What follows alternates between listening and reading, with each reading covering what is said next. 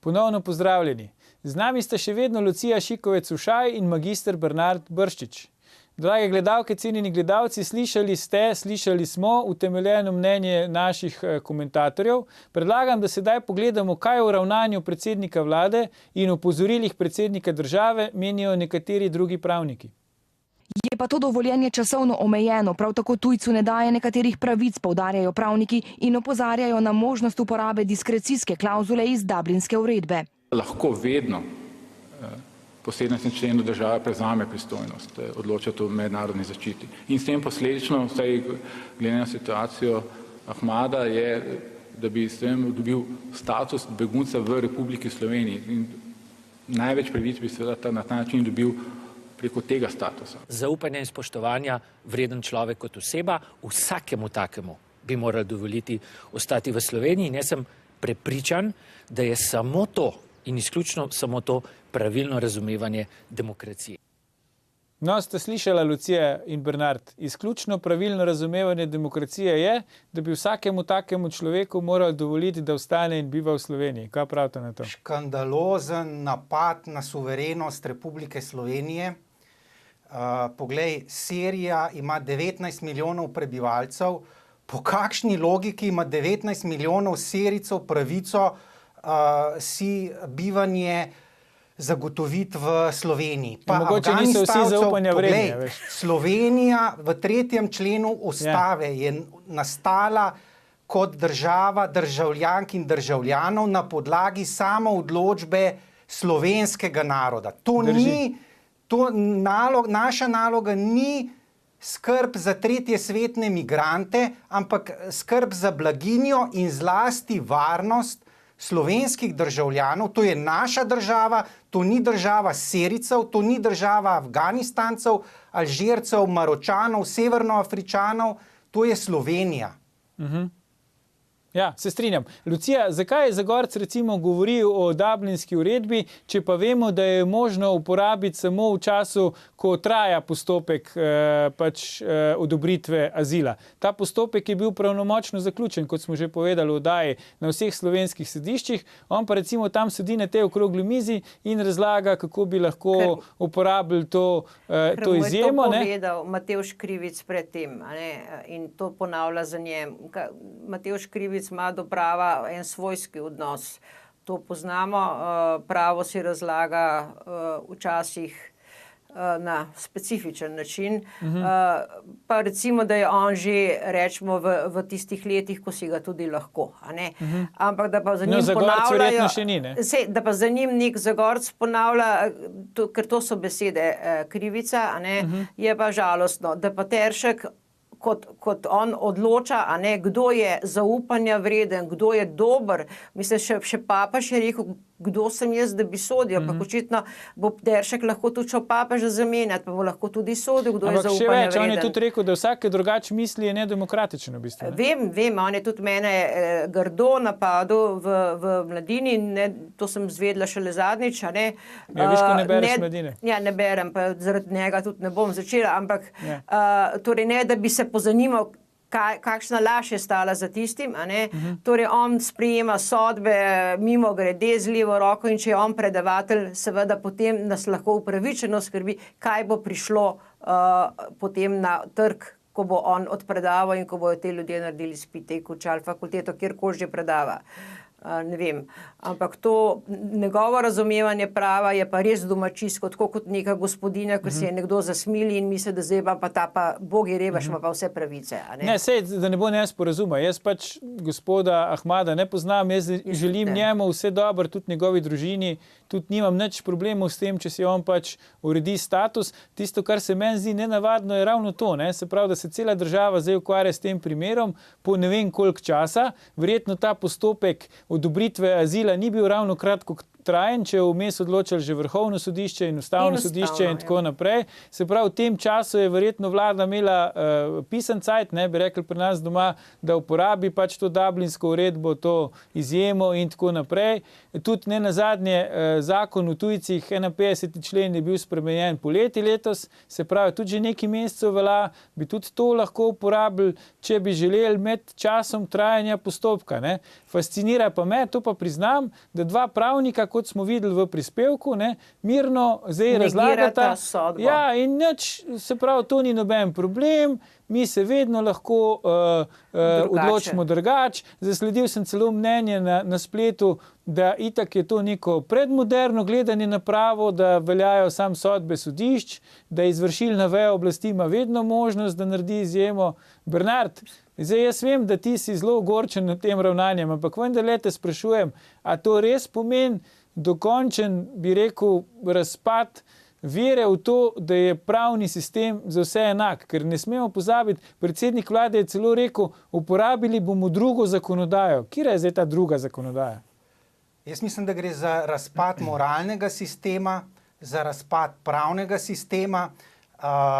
Ne nazadnje šola kritičnih pravnih študij v 70. in v 80. letih je uspela na Zahodu praktično dekonstruirati pravno vedo, tako da takšni pravniški bolševiki, revolucionarji ala Teršek in Zagorc praktično nas res mora skrbeti, ne toliko Metuzalem Bavcon, ki je svoj vek odslužil, ampak očitno, da te mladiči zastrupljajo novodobne oziroma bodoče pravoznance z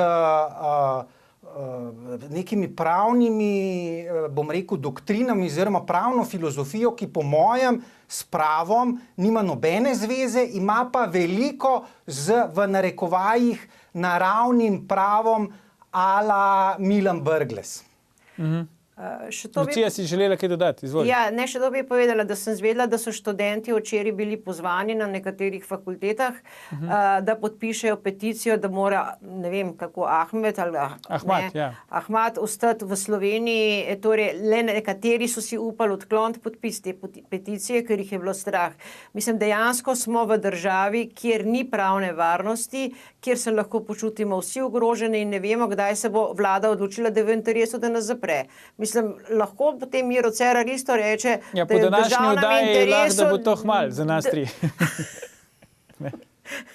Mogoče so že zunaj, ne? Mislim, gre za redukcijo vladavine prava v vladavino mož, to je najslabša oblika diktature, kjer praktično ad libitum pripadniki levice določajo, katere norme pravne bodo upoštevali, katere ne. V celoti je porušeno načelo delitve oblasti, kar naenkrat zakonodajna neki poslanci odločajo oziroma preprečujejo izvršitev pravnomočnih sodb, škandal od škandala, pri čemer se je pa seveda treba vprašati, kakšen je pa interes za bivanje tega gospoda. Jaz sem bil prepričan, ko sem najprej slišal te visoko leteče besede o nacionalnem interesu, ki ga Ahmad predstavlja, sem mislil, da je to eden izmed tistih astrofizikov, jedrskih fizikov, inženirjev, ki naj bi skrbeli za naše pokojnine. Prepričan sem bil, da se bo oglasil kakšen gospod Cizelj iz Inštituta Jožefa Štefana iz Dola pri Ljubljani, kjer bo rekel, ja, kle gremo, imamo pa jedrskega fizika, ki ga slovenska znanost potrebuje, na kar preberem neko reportažo v Mladini, da gre za nekega sirskega brivca. Pa to je opera bufa, sirski brivec v Ljubljani, zaradi katerega praktično zaseda verjetno Svet za nacionalno varnost, v vsakem primeru vlada. Njegovo bivanje v Sloveniji, po mojem, po 51. členu zakona o tujcih ni opravičljivo, ker izkazati interesa Slovenije za nekega brivca v Rogu, se pravi ne brivca, kamor bi spodobni ljudje, kot sva midva Aljuš zahajala, ampak za neke skvoterje iz Roga, mislim, pa to je farsa v države. Mislim, da smo mi suspendirali suverenost pred 2 letoma, Ampak samo prosti Bernard, predlagam, vseeno, da se ne bi zdaj vrnili 2 leti nazaj, se to smo več ali manj že povedali. Predlagam zdaj, da obdelamo še to, kar si tudi ti načel. Namreč en vidik te zgodbe še nismo obdelali danes v oddaji, ne? To pa je reševanje v narekovajih tega gospoda pač pred tem, da bi se deportacija izvršila, tako kot je odločilo sodišče. Tako da zdaj predlagam, da pogledamo reševanje brivca Ahmada v režiji in izvedbi poslanca Kordiša ter poslanca in predsednika odbora Državnega zbora za pravosodje Jana Škoberneta. Ahmad je izgubil svojo prvo domovino, ni potrebe, da izgubi še svojo drugo domovino. Zatočišče sta poslanca Šamiju nato ponudila kar v Državnem zboru, zaradi česar so jima kolegi iz SMC-ja očitali nedopustno ravnanje, saj da sta se v želji po nabiranju političnih točk umešala v delo policije. Mi je pa žal, da so oni stali včeraj samo na tiskovni konferenci in danes na kavi, ko je bilo pa treba biti tam pri konjenikih, jih pa ni bilo. Zdaj, poslanec SDS, dr. Vinko Gorenak, ki je očitno tudi prvi podpisani pod ustavno obtožbo zoper predsednika vlade, pravi tudi, da sta omenjena poslanca s tem svojim dejanjem storila kaznivo dejanje. Kaj vi pravite na to?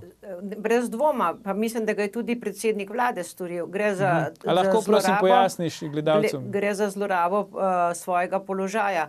Ne vem, kako lahko ti pred izvršitvijo sodbe nudiš zatočišče nekomu in ga zolečeš v Državni zbor in s tem preprečaš, da država izvrši sodbo, ki jo je pravosodje izdalo. Torej, gre za eklatantno zlorabo svojega poslanskega položaja, ker verjetno je svojih strank ne more vleči v Državni zbor, kadar jih hočejo zaprti, a ne po kakšni pravnomočni sodbi. Ja, bom, zdaj, veste, vidva teoretično se lahko zgražate, jaz se pa srečujem s svojimi strankami in s problemi na sodišči dnevno. In kako ne jaz mojim ljudem povem, poslušajte, nič ne moramo narediti, za vas velja čisto neko drugo pravo, za vas velja, vi pač niste na tisti strani in zato za vas pravice v tej državi ni. In jaz to bom pač žal primorana strankam povedati, da naj si iščejo pravico same mimo sodišča, kar vodi v popolno anarhijo. In dejansko bomo očitno iskali pravico na cesti, ne? Ker drugje nimamo več kje. Bernard, to zdaj pomeni, da bo Državni zbor prevzel vlogo nekega zatočišča, tako kot so imele cerkve v srednjem veku, ne? Ker so tisti, ki so bežali pred roko pravice, lahko poiskali zatočišče v cerkvi, pa jih tam pač zakon ni mogel doseči. Misliš, da gre za to? Prepričan sem, da ti politikanti se gotovo za slovenske državljane ne bodo zavzeli. Gre za pokvarjen način signaliziranja kreposti. Če bi te tovariši bili res taki človekoljubi in bi jim dobrobit gospoda Ahmada bila res pri srcu, vsak od teh dveh Kordišov in Škoberneta ima plačo reda velikosti 3000 evrov, denar na mizo, tisočaka na mizo, nabirka nekaj v poslanski skupini, zberejo 30 000 evrov in se gospodu omogoča brivska karijera v njegovem rodnem Damasku. Sirija počasi postaja pacificirana država, o Damasku ne slišimo več o bombnih napadih, tam ga čaka soproga, tam ga čaka snidenje s 3 hčerkami, Lucija govori o nekem sinu, ki bi ga mogoče bi se mu pridružil. Vsak normalen človek hlepi po vrnitvi domov in te gospodje oziroma tovariši bi bili pravi človekoljubi, če bi del svojega mastnega dohodka namenili za neposredno pomoč za vrnitev tega gospoda domov. Ampak zdaj, če odmislimo, ne, recimo teorije zarote, zakaj po vajinem mnenju so se res v tem primeru toliko angažirali? Ne? Imeli smo tudi, kot smo že rekli, druge primere pač izgona, ne? Tudi družine z majhnimi otroci, ki so se pri nas rodili, pa ni bilo takega angažmaja. Zakaj je ravno pri tem? A je res odzadaj ta, bi rekel, to pač, da gospod deluje tam v Rogu in da je povezan s to kulturno srenjo, ali je kaj drugega odzadaj? Kulturno srenjo, jaz sem prepričana, da ne gre za kulturo, da gre dejansko za kriminal. Dobro, to nimam nobenih dokazov za to, ampak kot je rekel Bernard, naj dajo denar tja, kjer imajo usta, ne? In potem jih bomo videli, ne? Naj zberajo denar in jaz mislim, da z enimi 20 000 evri si bojo v Damasku lahko gospod zrihtal brivnico, da bo zavikat. In potem ne gre vsa ta kulturna srenja se tudi tja obrit, če si bo upala, ne? Mislim. Ja, ok, Lucija, to je zdaj bilo pošteno povedano, iskreno. Ja. Bernard, kaj ti praviš zdaj vse skup na to? Kak bo epilog zdaj končni pač te zgodbe? Kaj lahko zdaj pričakujemo? Kaj bo recimo sodišča, oprosti, sam še to, če lahko dopomnim. Kako bo zdaj sodišča odreagirala na to? Recimo, če se postaviš v vlogo vrhovnega sodišča, ki je pač dokončno pravnomočno odločilo, in zdaj nekdo reče, ni v redu, bomo mi drugač. Kaj to pomeni za naprej, mislim? Borut Pahor bi rekel, so what, mislim. Kaj Dobar, češ? To je 1.0, zdaj 2.0 pa reče, da je zaskrbljen. Ne? Mislim, nič novega, kar se pravne kulture tiče. Jaz mislim, da gospod Ahmad je prav simpatičen možakar, ne vem, če trguje z mamili, lahko da. Mislim, da je dober instrument je za politizacijo in za signaliziranje kreposti, ki je lastna zlasti tovarišem na levi strani. Bojim se, reakcije sodstva ne bo, zaradi tega, ker oni so svoje upravili. Mene zanima, kaj bo naredila policija, ker dejansko je prišlo včeraj, kolikor razumem, do preprečitve izvršitve sodne odločbe. Ta gospod preprosto nima pravnega naslova za bivanje v državi, prišel je v državo nezakonito, izkoristil je vsa pravna sredstva, ki jih je imel na razpolago, da bi si uredil status, pravo je reklo ne. In ne nazadnje, kaj sledi, ali ga bodo izgnali v Sirijo? Ne, na Hrvaško. Pa Hrvaška je glih taka država, kot Slovenija, mogoče da ne bi 32-colskega LCD zaslona pa steklo-keramične plošče bil deležen v tej svoji namestitvi, ampak ravno tako je dolžna zagotavljati nek standard, če mu priznajo status begunca, ampak rešitev za gospoda Ahmada in njegovo družino in njegovo prihodnost je pa Sirija. To si že povedal, ja. Najlepša, se upravičujem, Lucija, nam je zmanjkalo časa. Bomo še kdaj drugič. Najlepša hvala, spoštovana komentatorja, za gostovanje v današnji oddaji. Po oglasih pa bomo pogledali, kako je resničnostni šov Kmetija razočaral rejca prašičev Damjana.